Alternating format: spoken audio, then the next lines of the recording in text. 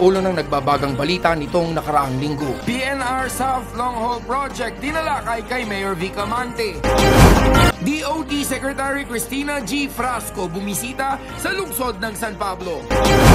Mahigit 700 beneficiaries ng 3rd District ng Laguna na bigyan ng cash benefit ni Congressman Loreto S. Amante.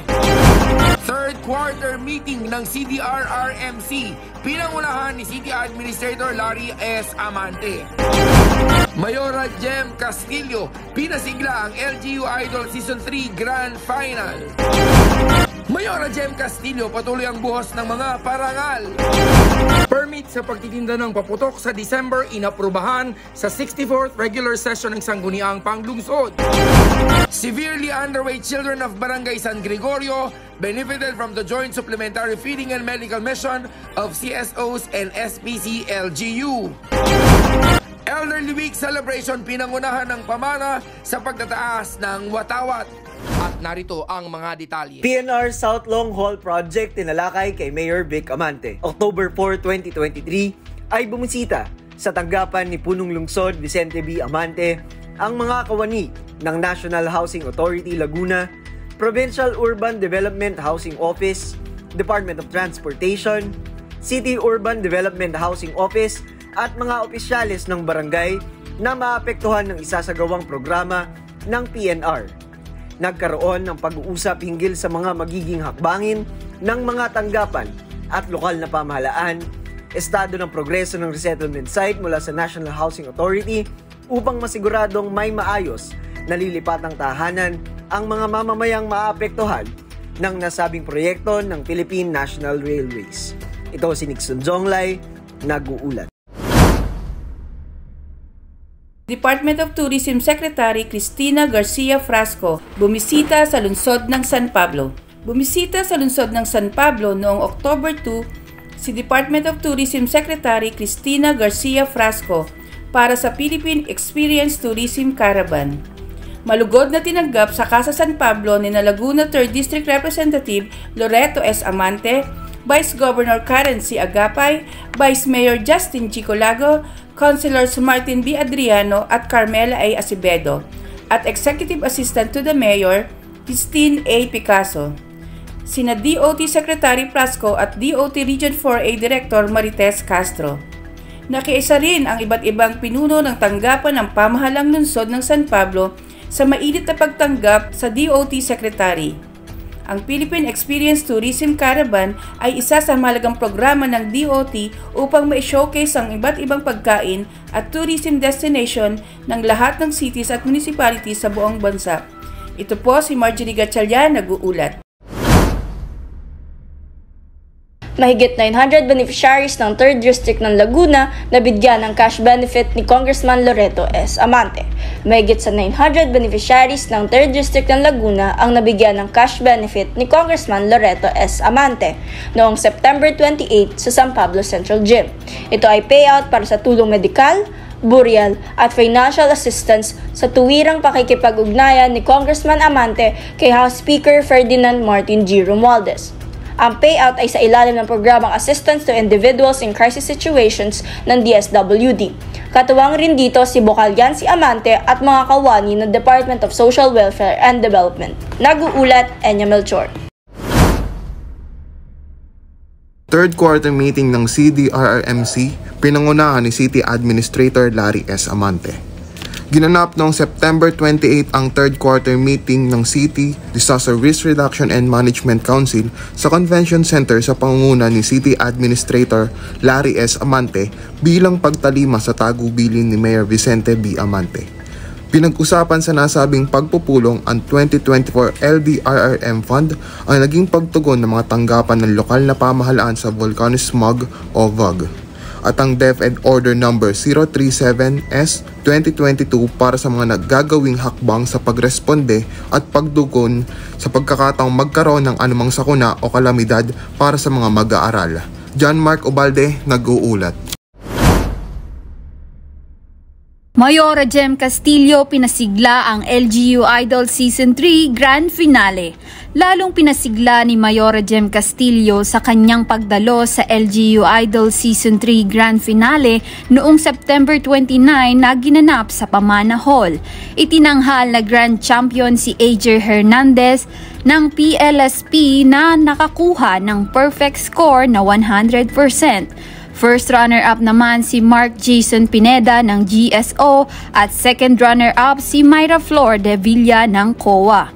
Kaya lubos ang pasasalamat ni na City Information Officer Enrico B. Galicia at Concurrent City Human Resource Officer Diosdado A. Biglete sa lahat ng sponsor sa pangunguna ni Mayor Vicenta B. Amante at Mayora Jem Castillo.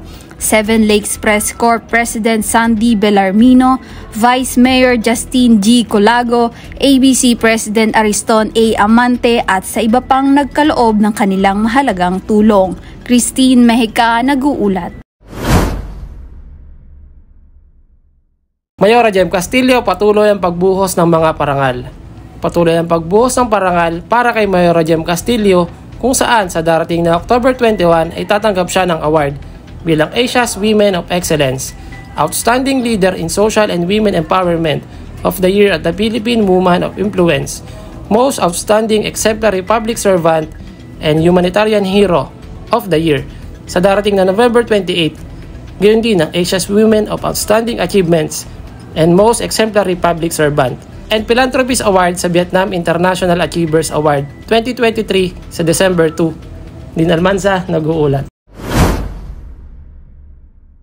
Permit sa pagtitinda ng paputok sa December, inaprubahan sa 64th regular session ng Sangguniang Panglunsod.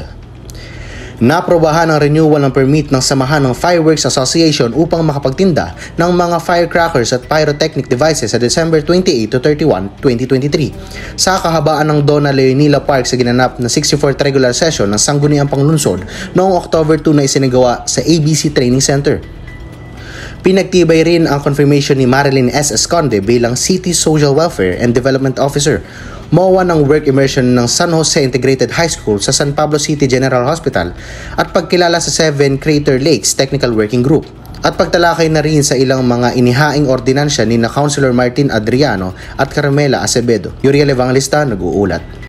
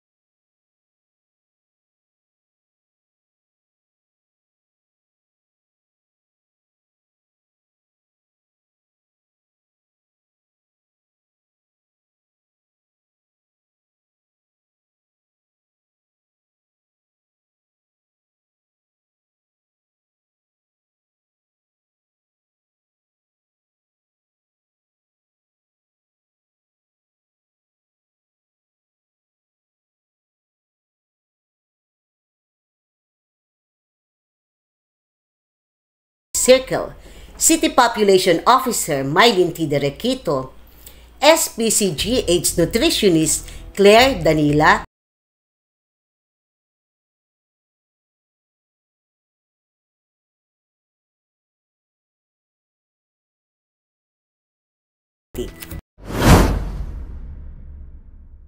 Elderly Week Celebration pinangunahan ng Pamana sa pagtataas ng utawad. Pinangunahan ng mga opisyales ng Pamana o pagkakaisa ng mga mamamayang nakakatanda ang pagtataas ng utawad noong October 2 sa harapan ng Old Capitol Building para sa pagsisimula ng pagdiriwang ng Elderly Week ngayong buwan ng Oktubre. Pinangunahan ni Pamana President Efren Asusano at ng iba pang opisyales ang nasabing programa sa pakikiisa ni na Councilors Martin B. Adriano at Carmela A. Acevedo. Ito si Nixon Jonglay, nag-uulat. CDRRMO nagsagawa ng emergency response training para sa mga miyembro ng Sangguniang Barangay ng Santa Ana noong September 29 na ginanap sa Santa Ana Elementary School. City Legal Office patuloy na pagkakaloob ng legal services sa mga opisyal at kawani ng pamahalaang lungsod.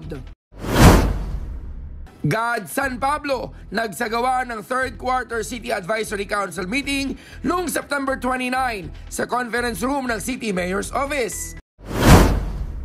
City Cooperative Office naghahanda noong October 2 para sa pagdiriwang ng 2023 National Co-op Month. City Tourism Office, mainit na pagtanggap ni Congressman Ben Amante, Vice Governor Karen Agabay, Vice Mayor Justin Colago, City Tourism Officer Maria Donalyn Briñas, Executive Assistant to the Mayor Christine Picasso, Councilors Carmela Acevedo, Councilors Martin Adriano at mga pinuno at kawani ng local government offices. Senro, dumalo sa third quarterly meeting ng City Advisory Committee ng Pantawid Pamilyang Pilipino Program noong September 29 na isinagawa sa conference room ng City Mayor's Office. San Pablo City Fire Station nagsagawa ng fire drill and seminar sa mga faculty and staff ng Liceo de San Pablo noong September 29 ng hapon. Upang manatiling updated sa mga kaganapan at anunsyo sa ating bayan, tutok lamang sa City Information Office. Palaging pakatatandaan na ang lokal na pamahalaan sa pamumuno ng ating punong lungsod, Vicente B. Amante, ay laging bukas at handang maglingkod para sa lahat. Hanggang sa susunod na linggo, ito ang